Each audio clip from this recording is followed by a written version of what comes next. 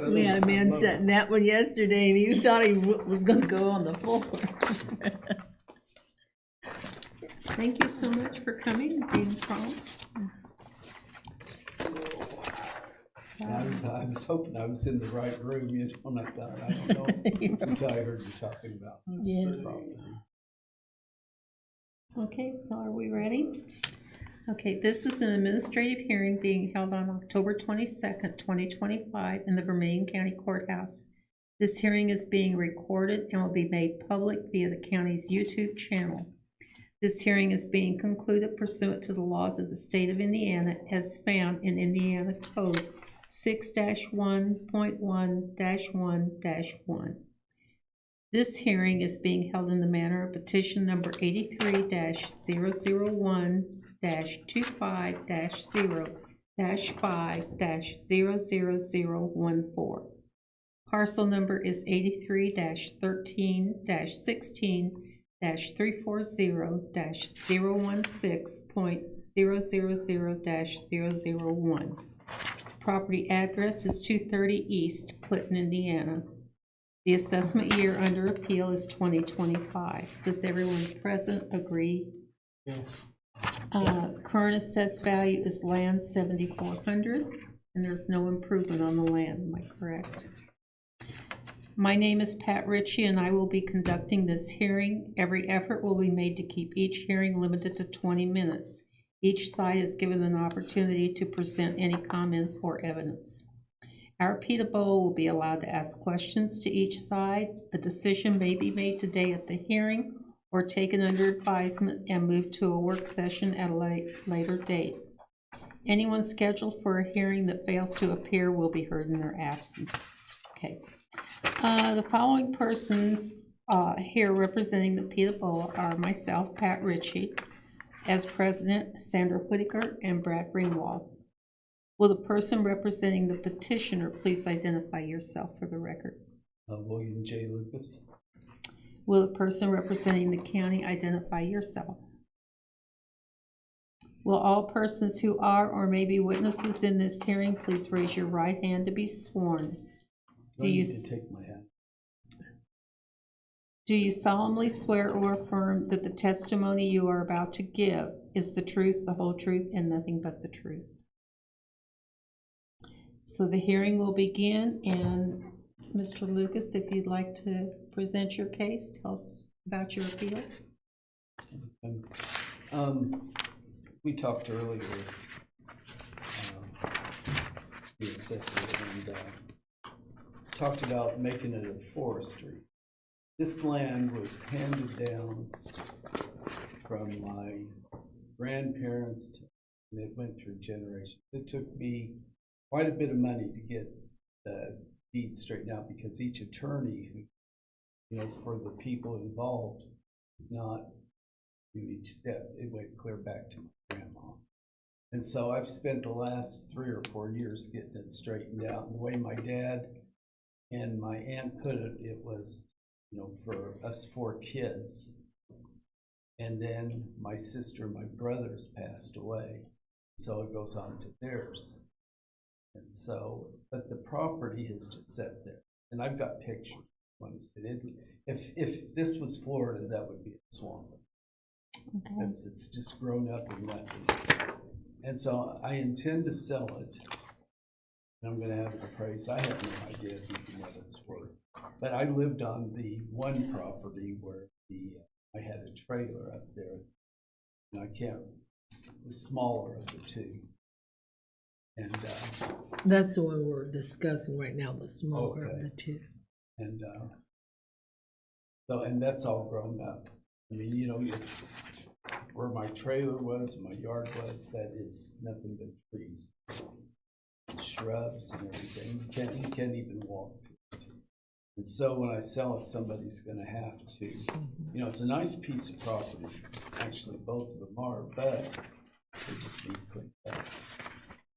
And so the taxes, you know, were reasonable throughout the years, and then all of a sudden, I think about 5 or 6 years ago, they took a jump. Now they're taking another jump.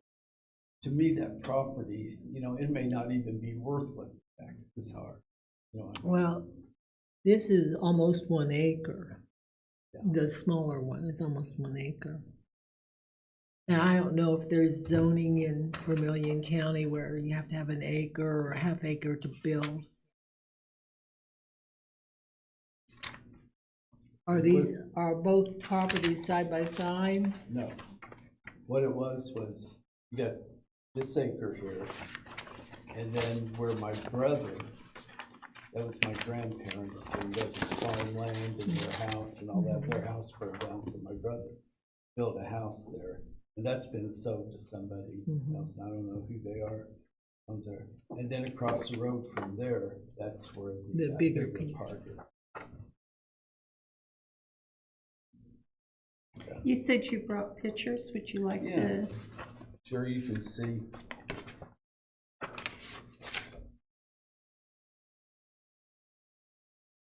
I'm trying to place, where is Spring Park? And I know it's. You know where Major Lumber Company used to be?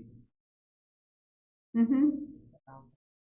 Okay. Oh, up on top of Crumpton Hill? Or? Yeah. Gene, do you know where Gene Abner, Gene Abner? No, I don't. Okay, you just go down that road and then you take the first left, that's where the property is. Back towards like where Aunt Nenny has a house built? Back That's behind back in there. Majors Yeah, and that's back by the behind. tower? That's farther back. Yeah, But this right. is the biggest part of the property is probably behind where he is. Okay. But it does fall in that Spring Park sub. You said it's swamp? A lot of water or No, retains water? It would just, it would be considered a swamp if it was in Florida. It's Oh. just grown up in brush and everything. Okay. And, I one time when we was having problems with Louisville with riots and everything, I had thought about moving back there, building one lot where I had the trail. But then things kind of simmered down, so. But I'm too old to take care of these properties, and nobody else wants to be involved with it. Unless I sell them.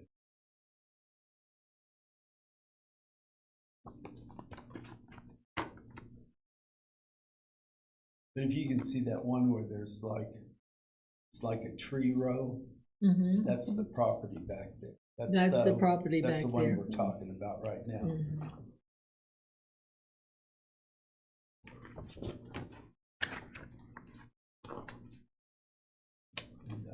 And, not only, the taxes up here raised my property down there, really raised New Albany. And when I went to the hearing down there, because, for both places, because both of them took a jump, that one down there took a huge leap. And they told me that with the assessor, you can, if you make under a certain amount each year, you can file something, get a break on your taxes. That here too is that The age deduction. You have to live on State the of Indiana? property. You have to live on the property to get the deduction. If I camp out there once a year, is that it's living? No, Has to be your primary residence. yes. But yeah, I thought about going the forestry route, and then I thought, There's not enough land. You have to have 10 acres for forestry. You can do a tree plan and have Well, someone that's- come in. Yeah, he's not meaning the classified. Okay, yeah, a tree plan, yeah. And I suggested, Well, if you just have a forester come in and show you which trees, to leave, you don't have to cut them. He can tell you whether you need to cut them or to make it a healthy forest so the others grow good. but you can see how it's all grown up there. And I thought about that. Well, I haven't had it appraised. I've been working a lot here. I haven't had a chance to have it appraised. I'm going to get it appraised. But and if you I'm gonna have sell it. the district forester, they don't charge to come in, do they? Okay. I don't But think so. won't that devalue the property? If I do No. that? It will help with the assessment because it will recognize that It's a forest plan. it's a forest plan that The district forester does pretty. But if the DNR district is full, for time period, we will suggest other foresters that are gonna Someone be for else. hire, so. It might, I'm wondering if that would be a better option of the appraisal. I don't know. Well, he's gonna get it appraised because he's wanting to sell it. Not for us so much as he's wanting to sell it, so he's gotta know what to ask for. That's what he's talking about on the appraisal. I need an idea because Yes, it's like, you don't know. I've been given different prices. I've been given the smaller one's worth 8,000, and I've been told it's worth 18,000. Then the other one, I've been told it's worth 18,000, and I've been told it's worth 30,000. So I need an appraiser. Yeah. Because I don't want to overcharge for the property but I don't want to undercharge Right, either, and somebody right. buy it and make a huge profit on Yeah. it. So, So as far as the assessment, we've set a value at $7,400. and that's for the smaller property. And that's the only one I'm seeing. Is there But another then property that- under yeah, appeal? underneath. Oh, I See, didn't they're read not- that one at all. I was not aware we had two separate parcels, so. Yeah, he has a 2.some acre parcel. So, yeah, I will need to read this into the record since there is a second property involved.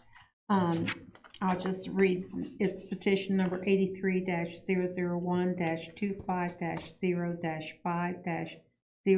83-001-25-0-5-00013.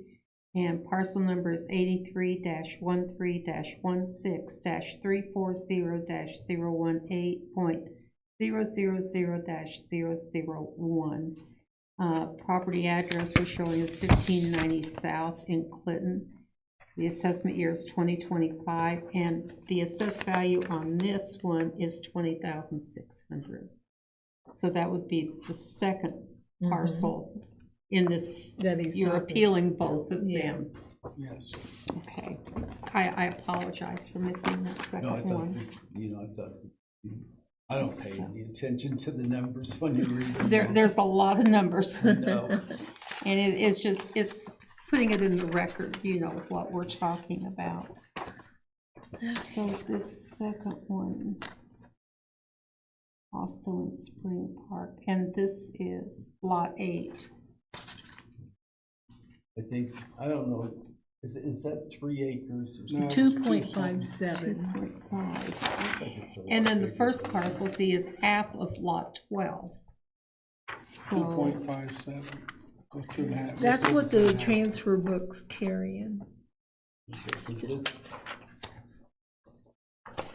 And the other one was 0.97, wasn't it? 9.2, I think. Yeah, 0.92.